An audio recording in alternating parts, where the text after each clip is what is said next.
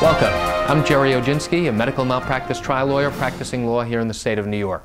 Today's topic is going to be slip and falls, the 10 most important things you need to know if you slip and fall in New York. This is based upon an article that I wrote a few years ago to give consumers information that they need to know in the event that they fall and injure themselves.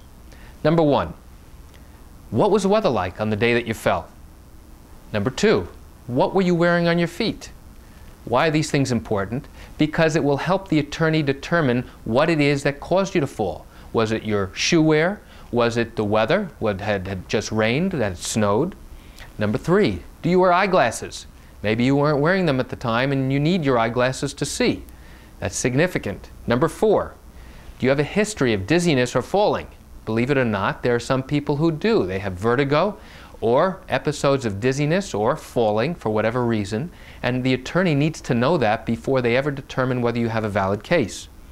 Number 5, are you taking any medications that make you dizzy? There are medications on the market that has side effects, including dizziness. And if you've been taking a particular medication, your lawyer needs to know whether that contributed to your fall. Number 6, what exactly did you slip or trip on?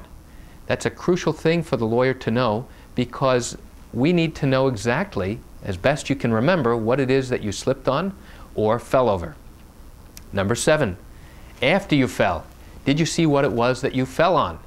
Again, many times you'll be walking along the sidewalk or the street and you'll only realize after you've fallen what it was that caused the problem. Sometimes if you've fallen and you suffered a significant injury and the ambulance comes, you may never have had an opportunity to turn around or see what was under you that you actually tripped on or fell on.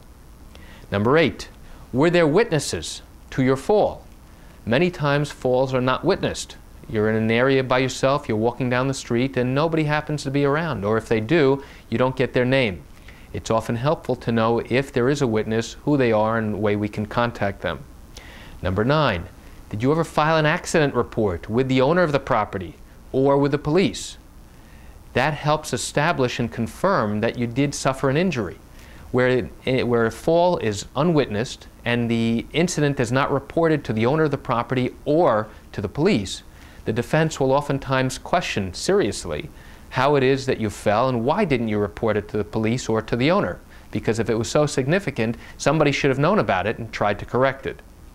Number 10, how long do you think the condition existed before you actually slipped and fell? And that's important because it goes to establishing what lawyers call as notice. Notice is crucial in order to prove that the person who owned the property knew about the condition or should have known about the condition, depending upon what it was that you slipped and fell on. If it was snow, ice, all of these conditions go into determining whether or not the owner of the property knew or should have known that the condition existed and should have cleaned up or corrected the defect that appears there. That's all for today. Thank you for joining me. My name is Jerry Oginski. Have a great day.